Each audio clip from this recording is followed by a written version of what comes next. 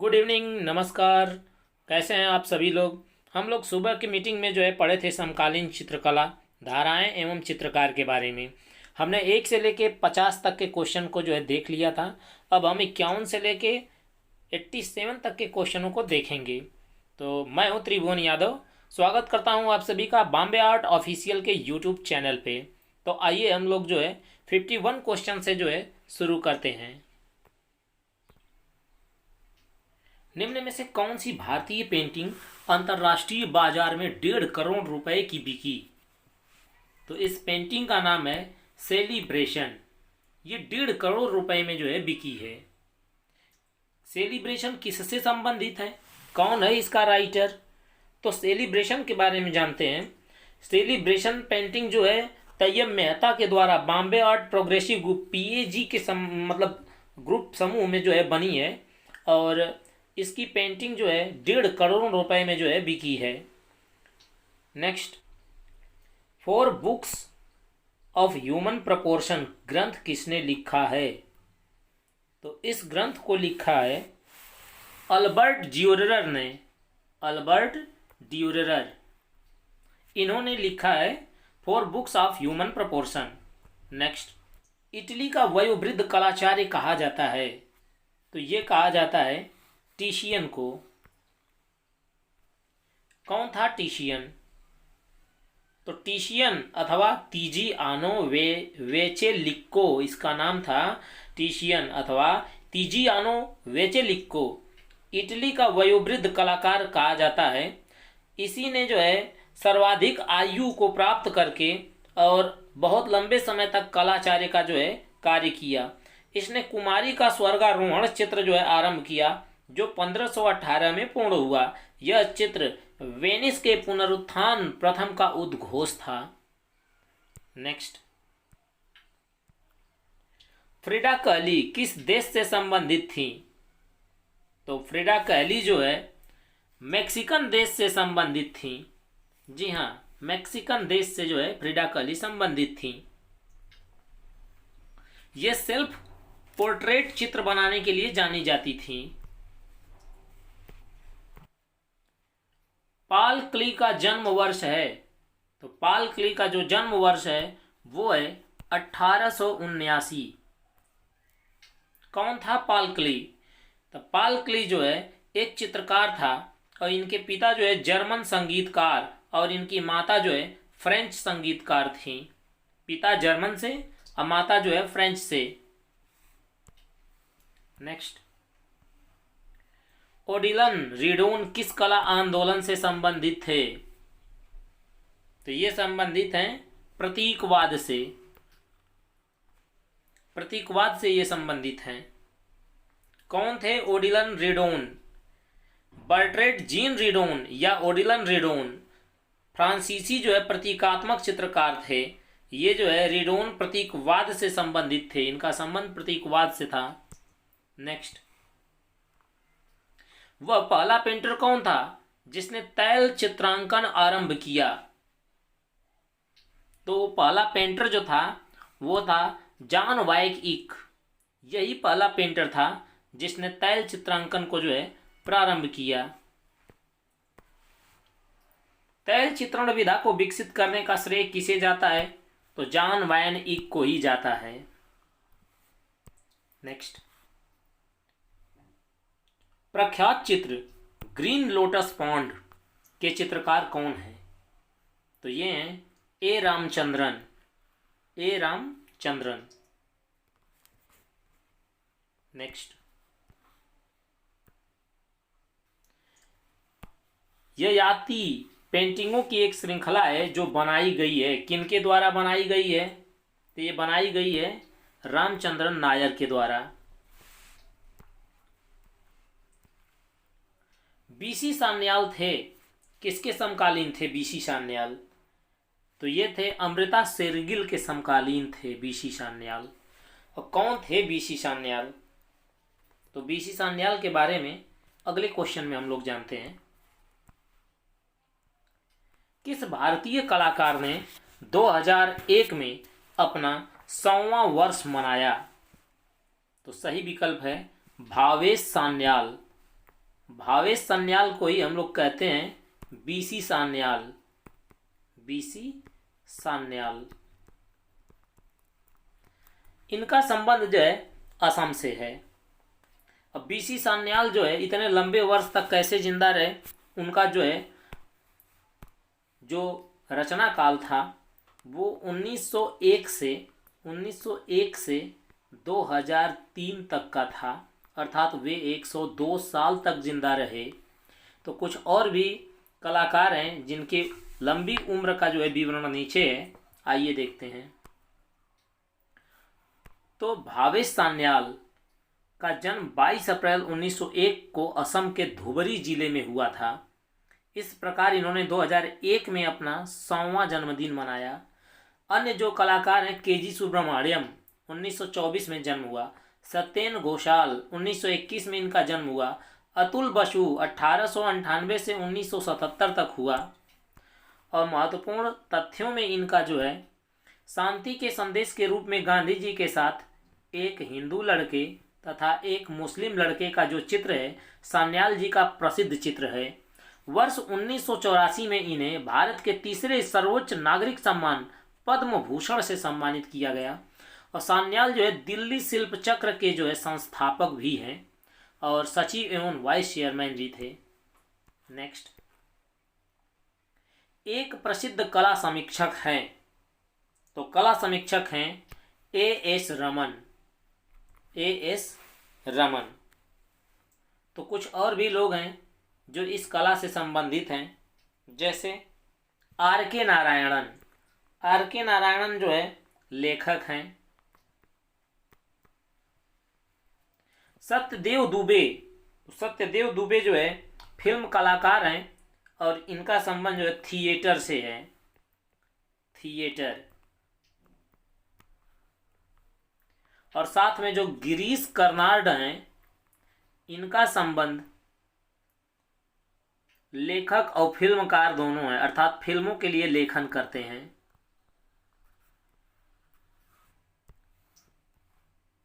हम देख सकते हैं यहाँ पे भी। नेक्स्ट, पॉप कला।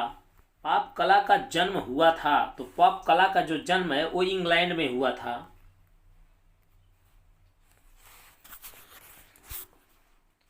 पॉप कला का जन्म इंग्लैंड में हुआ था। समकालीन कला संस्था के वास्तुकार एलिसन स्मिथ, जो एलिसन स्मिथ हैं, मूर्तिकार पाओलोटिस, चित्रकार हैमिल्टन व अन्य कलाकारों के सम्मेलन आरंभ हुए। यहीं से जो है पॉप कला का उद्भव हुआ। अमेरिका के पॉप कलाकारों में Robert Rosenberg, Jasper Johns, Andy Warhol और Roy Lichtenstein, Robert Indiana, Jim Dine आदि प्रसिद्ध हैं। सबसे प्रसिद्ध पॉप कलाकार कौन है? तो ये हैं एंडी वॉरहोल। एंडी वॉरहोल किस कला आंदोलन से संबंधित हैं? तो पॉप कला से संबंधित है। पॉप कला शैली का आरंभ किसने किया? तो वैसे तो पॉप कला शैली का जो आरंभ है वो किया था एलिसन स्मिथसन, पाओलोटिस, हैमिल्टन, लेकिन इनमें से कोई भी विकल्प हमारा मौजूद नहीं है, इसलिए यह क्वेश्चन गलत है। नेक्स्ट, पॉप आर्ट की शुरुआत किस देश से हुई थी? तो पॉप आर्ट की शुरुआत जो है इंग्लैंड से हुई थी। नेक्स्ट, उस ग्रुप का नाम बताइए जिसकी पहली और अंतिम प्रदर्शनी 1963 में हुई थी। तो इस ग्रुप का जो नाम है वो है ग्रुप 1890। ग्रुप 1890 अर्थात ग्रुप 1890। नेक्स्ट, 1890 ग्रुप कहाँ गठित हुआ था? तो 1890 का जो ग्रुप है वो गठित हुआ था बड़ौदा अर्थात गुजरात में। निम्नलिखित में से 1890 ग्रुप के कौन हैं? तो ये हैं हिम्मत शाह।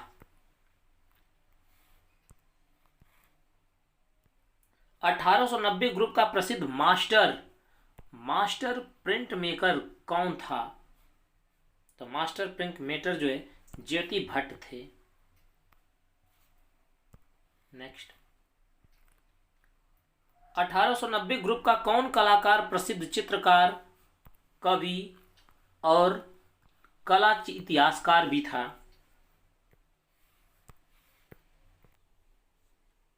सही विकल्प है जी.एम. शेख के द्वारा। गुलाम मोहम्मद शेख, जी.एम. शेख मतलब गुलाम मोहम्मद शेख का जन्म जो है 1937 में सुरेंद्र नगर गुजरात में हुआ था। 1962 में भावनगर में गठित ग्रुप 1890 के संस्थापकों में से ये भी एक थे। और मोहम्मद एक अंतर्राष्ट्रीय ख्याति प्राप्त चित्रकार तथा लेखक और आलोचक भी थे। महत्वपूर्ण तथ्यों में शामिल है इनके लिए, गुलाम मोहम्मद शेख को वर्ष 1983 में पद्मश्री और 2014 में पद्म भूषण सम्मान प्राप्त हुआ। उनकी अति यथार्थवादी कविताओं के संग्रह अथवा को महत्वपूर्ण समीक्षात्मक प्रशंसा मिली। उन्होंने घर जतन नामक एक गद्य श्रृंखला भी लिखी और क्षितिज के कई विशिष्ट अंकों का संपादन भी किया। निम्नलिखित में से कौन दादावादी चित्रकार हैं? तो दादावादी चित्रकार जो हैं मैक्स एर्नस्ट हैं। नेक्स्ट, दादावाद का जो जन्म है वो 1916 में ज्यूरिख के काबारे वोल्तेरे में हुआ। कलोन में मैक्स एर्नस्ट जो दर्शन शास्त्र के विद्यार्थी थे, पिकासो व कांडिस्की से प्रभावित हो गए। प्रथम विश्व युद्ध के आरंभ में जब पिकाबिया कालोन आए तब मैक्स एर्नस्ट दादा आंदोलन में शामिल हुए। अब बर्गोल्ट के साथ उन्होंने कलोन दादा अनुकृतियों का जो है निर्माण शुरू कर दिया। नेक्स्ट, वह प्रसिद्ध मूर्तिकार कौन था जो अपनी जली जलाई लकड़ी के लिए मूर्तिकला के लिए जाना जाता था? तो ये थे जयराम पटेल। किस भारतीय चित्रकार के रेखांकन पहली नज़र में ठोस काले विस्तार के रूप में दिखते हैं? तो ये जयराम पटेल के ही दिखते हैं। Blue rider group, blue rider group किसने चित्रित किया? तो ब्लू राइडर ग्रुप को चित्रित किया है फ्रेंच मार्क ने। फ्रेंच मार्क ने। तो क्या है ब्लू राइडर ग्रुप? आइए देखते हैं। ब्लू राइडर ग्रुप के चित्र को कुछ युवा कलाकारों के समूहों ने मिलकर वर्ष 1911 में चित्रित किया, जिनमें फ्रेंच मार्क कांडिस्की प्रमुख थे। आगे चलकर ब्लू राइडर ग्रुप के कुछ कलाकारों ने मिलकर द ब्रिज नामक ग्रुप का निर्माण किया और 20वीं शताब्दी के जर्मन कला के पुनरुद्धान आंदोलन में ब्लू राइडर ग्रुप ने अपनी महत्वपूर्ण भूमिका निभाई थी। ब्लू राइडर चित्र जो है किस कलाकार का है? तो ब्लू राइडर चित्र जो है कांडिस्की का है। नेक्स्ट, ब्लू राइडर नाम के नव आंदोलन की पहल किस कलाकार ने की थी? तो इसकी पहल जो है कांडिस्की ने ही की थी। निम्नलिखित में कौन 20वीं शताब्दी का महान चित्रकार था? तो ये था पिकासो, पाब्लो पिकासो। आइए देखते हैं कुछ चित्रकारों को कि कौन किससे संबंधित है और किस सन से किस सन तक। तो इसमें है हमारे पियरे रेनवार 1841 से 1919 तक, ये प्रभाववादी थे और ये फ्रांस से थे। जॉन मीरो 1893 से 1983 तक, ये यथार्थवाद से संबंध रखते थे और ये स्पेनिश थे। जॉन कॉन्स्टेबल 1776 से 1837 तक, ये स्वच्छंदतावादी से थे और इंग्लैंड से संबंध रखते थे। पाब्लो पिकासो 1881 से 1973 तक, ये घनवादी थे और स्पेनिश थे। पिकासो की उपलब्धियों को देखते हुए पिकासो को 20वीं शताब्दी का महान चित्रकार माना जा सकता है। कलकत्ता ग्रुप की स्थापना किस वर्ष में हुई थी? तो ये हुई थी 1943 में। नेक्स्ट, कलाकारों का एक दल जो सिर्फ ग्रामीण दृश्य और जंगल का ही चित्रण करता है, तो कौन है वो?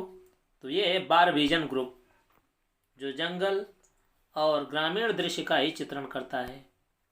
नेक्स्ट, पाकिस्तान से आए विस्थापित कलाकार किस संस्था से जुड़ गए थे? तो ये जुड़ गए थे दिल्ली शिल्पी चक्र से। नेक्स्ट, चोलमंडलम ग्राम किस राज्य में आता है? चोलमंडलम ग्राम आता है तमिलनाडु में। क्या है चोलमंडल ग्राम? तो चोलमंडल ग्राम जो है एक तरह से कलाकारों के द्वारा बसाए गए एक नए गांव से संबंध रखता है। चोलमंडल ग्राम तमिलनाडु राज्य में स्थित है। 1966 ईस्वी में इसकी स्थापना जो है KCS पनिक्कर ने मद्रास के बाहर कलाकारों के एक गांव बसाने के रूप में किया था। और महत्वपूर्ण तथ्यों को देखते हैं। KCS Panicker government school of art and craft के प्राचार्य पद पर रहे। 1960 के बाद इनका जो झुकाव है वस्तुविहीन शैली की ओर हो गया, विशेषकर मूर्ति शिल्प में। पनिक्कर ने मद्रास में समसामयिक कला पर अपना ध्यान केंद्रित कर दिया। मद्रास चोलमंडलम क्या है? तो जो मद्रास चोलमंडलम है वो कलाकारों का एक गांव है। कलाकारों का एक गांव है। लाफिंग कैवेलियर चित्र किसने चित्रित किया? तो इसको चित्रित किया था फ्रांज हॉल ने। कब चित्रित किया था? तो 1624 ईस्वी में इसका चित्रण किया था। और ये जो है फ्रांज हॉल एक डच चित्रकार हैं। ये डच चित्रकार हैं। नेक्स्ट, बंगाल के समकालीन चित्रकार का नाम बताइए। तो बंगाल के जो समकालीन चित्रकार हैं इनका नाम है गणेश पाइन। नेक्स्ट, आधुनिक भारतीय कला आंदोलन से जुड़े गणेश पाइन का जो जन्म है वो होता है जून 1937 से मार्च 2013 तक का। बंगाल स्कूल ऑफ आर्ट के महत्वपूर्ण समकालीन चित्रकार थे ये। इन्होंने बंगाली लोक कथाओं, पौराणिक कथाओं के विषयों में काव्य की यथार्थ अपनी स्वयं की शैली में विकसित की। द थिंकर नामक मूर्ति किसकी है? द थिंकर, तो ये मूर्ति है रोदिन की। नेक्स्ट, थिंकर किस मूर्ति की प्रख्यात कृति है? तो ये रोदिन की जो है प्रख्यात कृति है। रोदिन क्या था?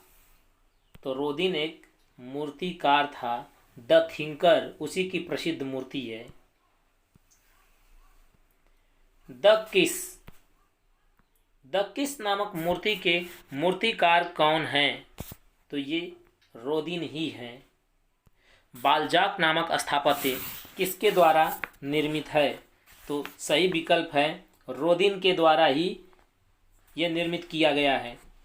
तो बालजाक एक कलाकार हैं। खास तौर से इनका पूरा जो नाम है होनर डी बालजाक। इन्हीं की स्मृति में जो है रोदिन ने उनकी कांस्य की प्रतिमा बनाई है। नेक्स्ट, मेघदूत चित्रावली किसकी है? तो एसेंडे की है। ये था हमारा आज का इस टॉपिक का अंतिम प्रश्न। तो दोस्तों मिलेंगे जो है आप लोगों से एक नए टॉपिक पे। यदि वीडियो आपको पसंद आए तो इसको लाइक और शेयर ज़रूर करिएगा। साथ ही साथ सब्सक्राइब करके बेल घंटी को ज़रूर दबाइएगा। इससे आपको समय समय पे जो है हर नोटिफिकेशन मिलता रहेगा। मिलेंगे अगली वीडियो में, तब तक के लिए जय हिंद।